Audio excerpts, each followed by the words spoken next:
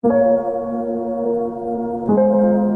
mabuting balita ngayon, itinuturo ni Jesus ang aral tungkol sa panalangin na may tiyaga at pananampalataya. Isinalaysay niya ang talinghaga tungkol sa balo at hukom na walang takot sa Diyos at walang galang sa tao. Ang balo ay paulit-ulit na lumalapit sa hukom upang humingi ng katarungan. Sa umpisa ay ayaw siyang pakinggan, ngunit dahil sa kanyang pagtitiyaga, napilitan ng hukom na pagbigyan siya sa kanyang kahilingan. Ang mensaheng gustong iparating ni Jesus ay malinaw, na ang Diyos ay hindi katulad ng hukom na iyon. Kung ang isang makasalanang hukom ay marunong tumugon dahil sa paulit-ulit na paghingi, gaano pa kaya ang ating amang mapagmahal na laging handang makinig sa kanyang mga anak? Ngunit hinihiling niya na tayo ay manatiling tapat at matiyaga sa ating pananalangin. Sa buhay, madalas nating nararanasan na maghintay. At sa paghihintay, minsan tila tahimik ang Diyos. May mga pagkakataon na tila hindi niya dinidinig ang ating mga panalangin. Ngunit ang talinghagang ito ay paalala ni Jesus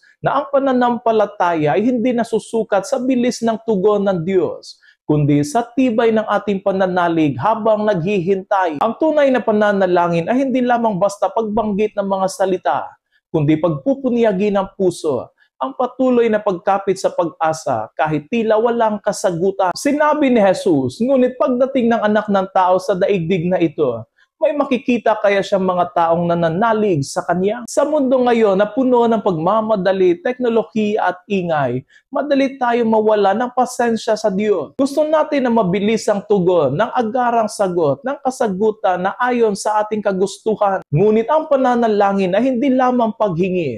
Ito ay pakikipag-ugnayan sa Diyos, isang pagtitiwala na siya ay kumikilos kahit hindi natin nakikita. Ang panalangin ng balo ay tanda ng isang pananampalataya na hindi sumusuko. Katulad din natin, araw-araw ay hinahamon tayo ng buhay, ng sakit, ng problema, ng kawalan ng katarungan at ng mga pagsubok. Ngunit kapag tayo ay patuloy na dumudulog sa Diyos, ipinapakita natin na tayo ay naniniwala na siya ay tapat at makapangyarihan. Ang panalangin na hindi lamang nagpapabago ng ating sitwasyon, kundi ng ating puso.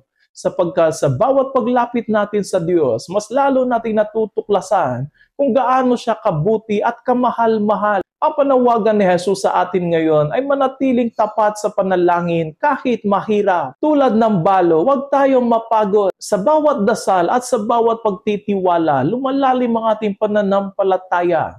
At doon natin nararanasan na ang Diyos ay tunay at totoong buhay.